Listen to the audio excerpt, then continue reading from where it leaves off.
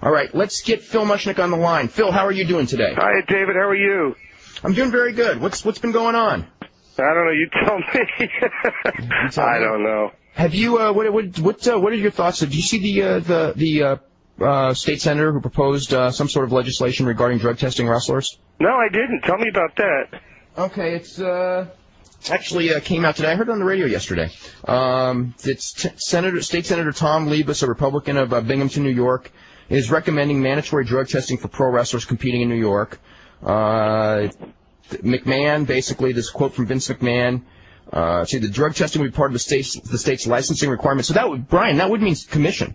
Yeah. State licensing requirements. That would be part of the commission duties then. But McMahon said that he had the absolute fail-safe test, and then he said there's no such thing. Yeah, that's true.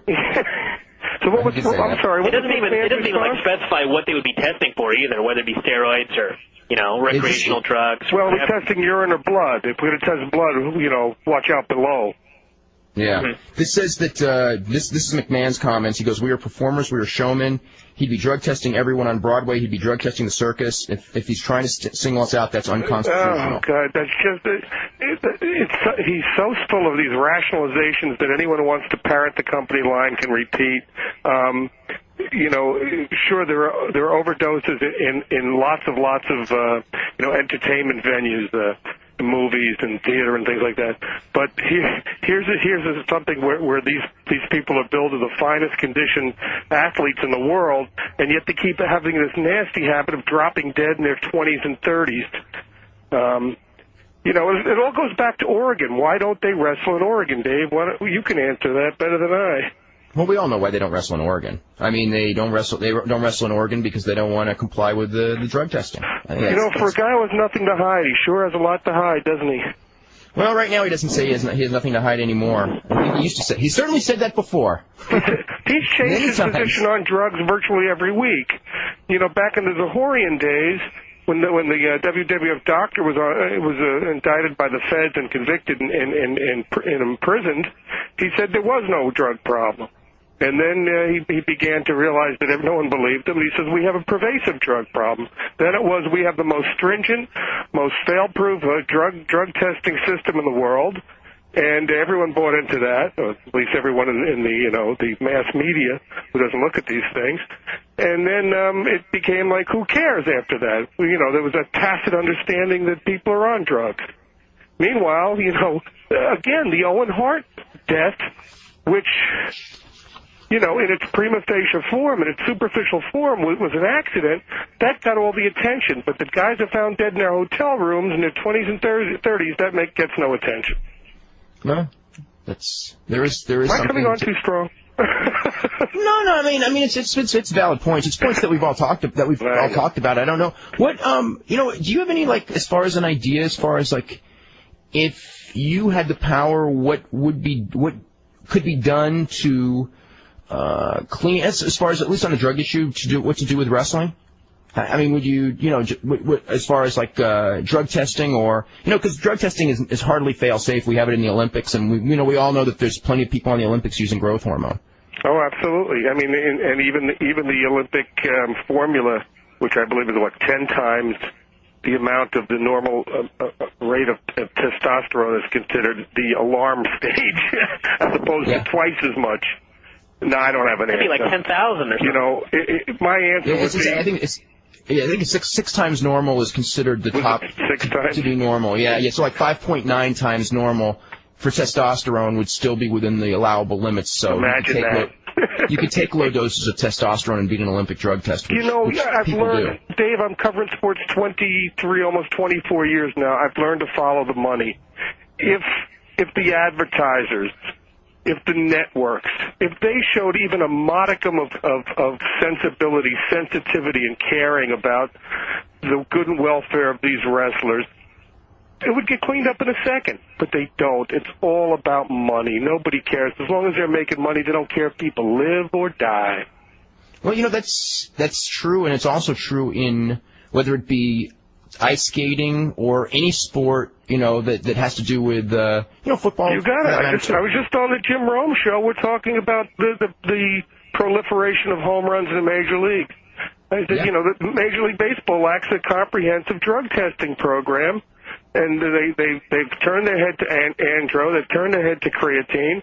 These guys are getting huge. I mean, shortstops are looking like, who cares? Let me tell you something about money to creatine.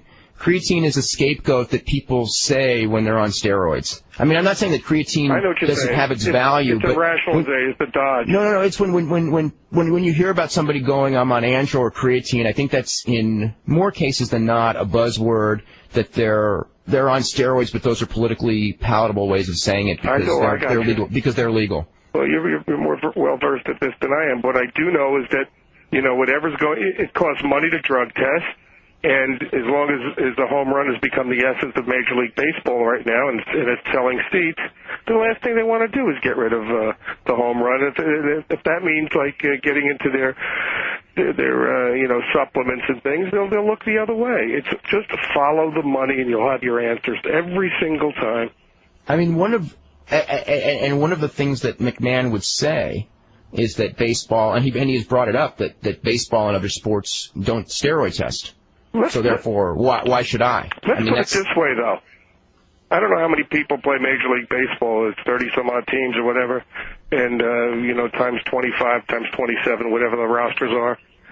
If, say, Major League Baseball suffered, on average, the mysterious death of 2 to 3 to 4 active players every year under mysterious circumstances, would be a page one story. There'd be a Senate subcommittee hearing the next day.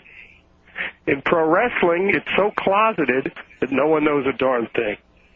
I mean, that is an argument that I've made before, and if there were equivalent numbers of deaths in these sports, baseball, basketball, football, it would be a much bigger media story than it's been in wrestling. Please. But, that's the thing that really kind of blows my mind about pro wrestling fans. I'm identified as the bad guy, and I can handle that.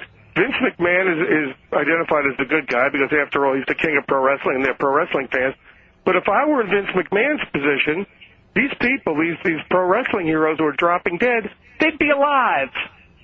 Because I'd test them. I could identify an unnaturally produced physique. And yet I'm the bad guy. I have a feeling that a lot of pro wrestling fans don't really care about these people as people. They care about them only as acts. And if somebody dies, a new one will come in tomorrow. I'm not saying everyone, but an awful lot of them. I was just laughing about Vince's comment that he was talking about, the hell was the term that he used? It's in the article here. The showman? Showman service performers? Anyone who exhibits signs of drug use. And he said, if I see somebody walking around with a syringe in their ass, I'll drug test them. Oh, yeah, that was that TV Guide piece. It was in TV Guide, sure. Yeah, that was no. Actually, he didn't even say he would drug test him. He would say if he saw a syringe, he'd recognize something could be wrong. Right, but he prefaced it with drugs. Who cares? He did say that, too. Yeah, he said, who cares? Yeah. But if I see someone with a syringe, I'd tell them, hey, you get rid of the syringe.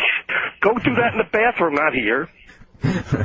Yeah. Well, he has done the nobody cares. Unfortunately, the nobody cares has not stopped the mortality rate of wrestlers. Well, he's right. He's right, though. I mean, but pro wrestling fans who despise me, Dave, the pro wrestling fans who despise me, they don't really, they don't seem to care about a Louis Spicoli's death. Maybe for an instant. Who's next? Who's next? Yeah.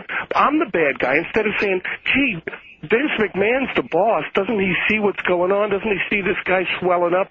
Doesn't he see that this guy's eyes are dilated? I mean, and yet I'm the bad guy.